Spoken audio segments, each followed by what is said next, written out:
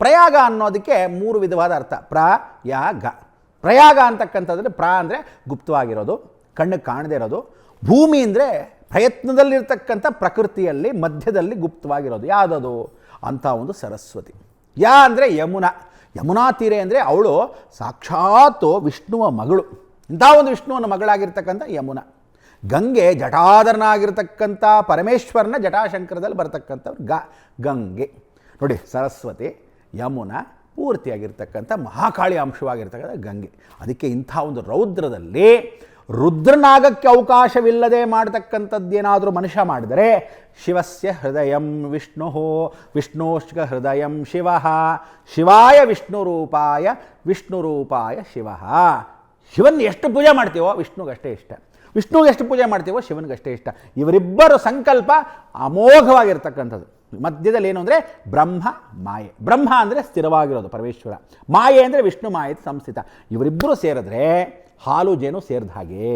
ಇಂಥ ಒಂದು ಹಾಲು ಜೇನುದಲ್ಲಿ ಪ್ರಯಾಗದಲ್ಲಿ ಪ್ರಯತ್ನ ಪಟ್ಟಿರ್ತಕ್ಕಂಥ ಸರಸ್ವತಿ ಹೇಗೆ ಗುಪ್ತನೋ ಬ್ರಹ್ಮನೋ ಅಷ್ಟೇ ಗೋಪ್ಯ. ಎಲ್ಲಿರ್ತಾನೆ? ಸಾಕ್ಷಾತ್ ಒಳಗಡೆ ಹೊಕ್ಕಳಲ್ಲಿ ಅಮೃತ ಬಿಂದುವಾಗಿ ಕೂತಿರ್ತಕ್ಕಂಥ ಅಂಥ ಒಂದು ಕಮಲನಯನದಲ್ಲಿ, ಕಮಲಾಕ್ಷಿ ಕಮಲವಲ್ಲಭಿಯಲ್ಲಿ ಕಮಲದ ಒಳಗೆ ಕೂತಿರ್ತಕ್ಕಂಥ ಒಂದು ವಿಶೇಷತೆ. ಆ ಕಮಲದ ಒಳಗಿಂದ ಬರ್ತಕ್ಕಂಥದ್ದು ಅಂದರೆ ಸಾಕ್ಷಾತ್ ವಿಷ್ಣುವ ಅಂಶ, ವಿಷ್ಣುವ ಮಗ ಅಂತ ಕರಿತೀವಿ. ಅಂತ ಬ್ರಹ್ಮ ಗೋಪ್ಯವಾಗೇ ಇರುತ್ತೆ, ಕಮಲದ ಹೂರು ಒಳಗೆ ಇರ್ತಾನೆ. ಅದಕ್ಕೆ ಮಣಿಪುರ ಅಂದರೆ ಏನೋ ಹೊಕ್ಕಳನ್ನು ಮಣಿಪುರ ಅಂತ ಕರಿತೀವಿ. ಆಗ್ನೇಯ ಚಕ್ರದಲ್ಲಿ ನಾವು ತೇಜಸ್ಸು ವರ್ಚಸ್ಸನ್ನೆಲ್ಲ ನೋಡೋದು. ಶಿವಸ್ಯ ಹೃದಯಂ ವಿಷ್ಣುನ ತೇಜಸ್ಸಿನಲ್ಲಿ ನೋಡ್ತಕ್ಕಂಥ ಅವಕಾಶವನ್ನು ಗಂಡು ಹೆಣ್ಣು 2 ಭಾಗ ನೋಡ್ತೀವಿ. ಬಲಭಾಗದಲ್ಲಿ ಯಾವಾಗಲೂ ಸೂರ್ಯನಾಡಿ, ಎಡಭಾಗದಲ್ಲಿ ಪೂರ್ತಿಯಾಗಿ ಕೃಷ್ಣ ಅನುಗ್ರಹದಲ್ಲಿ ಹೆಣ್ಣಿನ ನಾಡಿ. ಅದಕ್ಕೆ ಚಂದ್ರನಾಡಿ ಅಂತ ಕರಿತೀವಿ. ಅಮ್ಮನವ್ರು ಯಾವತ್ತೂ ಎಡಭಾಗದಲ್ಲಿ. ಒಂದು ಹೂವು ಫೋಟೋಯಿಂದ ಬಿತ್ತು ಅಂತ ಇಟ್ಕೊಳ್ಳಿ, ಬಲಭಾಗದಲ್ಲಿ ಬಿತ್ತು, ಎಡಭಾಗದಲ್ಲಿ ಬಿತ್ತು ಅಂತಾರೆ. ಎಲ್ಲ ಕಾಲ್ಪನಿಕ. ನಿಮಗೆಲ್ಲ ಒಂದಷ್ಟು ಎಷ್ಟೋ ಜನಕ್ಕೆ ಗೊತ್ತಿಲ್ಲದೆ ಇರತಕ್ಕಂಥದ್ದು ಕಾಲ್ಪನಿಕ ಜಗತ್ತಲ್ಲಿ ಉಳಿದೋಗಿದ್ದಾರೆ. ಹೂವು ಬಿದ್ದರೆ ಸಾಕು, ಅದು ಬಲಭಾಗ ಬೀಳಲಿ ಎಡಭಾಗ ಬೀಳಲಿ ಮಧ್ಯದಲ್ಲೇ ಬೀಳಲಿ. ಬಿತ್ತು ಅಂದರೆ ಪ್ರಸಾದ. ಎಡಕ್ಕೆ ಬೀಳ್ತು ಬಲಕ್ಕೆ ಬಿದ್ದು. ಬಲಭಾಗ ಬಿದ್ದರೆ ಶಿವನಾಂಶ ಅನುಗ್ರಹ ಆಗಿದೆ, ಎಡಭಾಗದಲ್ಲಿ ಬಿದ್ದರೆ ಸಾಕ್ಷಾತ್ ವಿಷ್ಣು ಅಂಶ ಅನುಗ್ರಹ ಆಗಿದೆ, ಮಧ್ಯದಲ್ಲಿ ಬಿದ್ದರೆ ಅಮ್ಮನವರ ಅನುಗ್ರಹ. ಅದಕ್ಕೆ ಯಾವತ್ತು ಅಮ್ಮನವ್ರನ್ನೇ ಸಂಕಲ್ಪ ಮಾಡ್ಕೋಬೇಕು. ಅದಕ್ಕೆ ಸರ್ವಶಕ್ತಿಯು ಯಾವುದಾದ್ರೂ ಇದ್ದರೆ ಶಿವ ವಿಷ್ಣು ಇಬ್ಬರೂ ಸೇರಿದ್ರೆ ಆದಿಶಕ್ತಿ ಒಬ್ಬಳೇ ಅಂತ.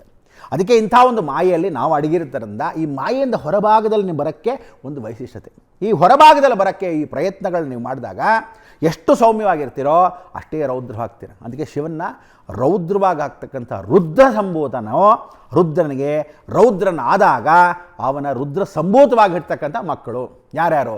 ವೀರಭದ್ರ, ಕಾಳಭೈರವ, ಶನೇಶ್ಚರ, ಅನುಗ್ರಹ ಸಿದ್ಧಿಯಾಗಿರ್ತಕ್ಕಂಥ ಸಾಕ್ಷಾತ್ ಆಂಜನೇಯನು ರುದ್ರ ಸಂಭೂತ ಅಂತ ಕರಿತೀವಿ. ಅದಕ್ಕೆ 11 ವಾರ ರುದ್ರ.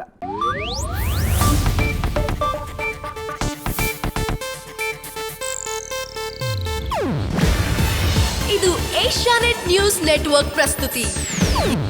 ನೀವು ನೋಡ್ತಿದ್ದೀರಾ ಏಷ್ಯಾನೆಟ್ ಸುವರ್ಣ ನ್ಯೂಸ್.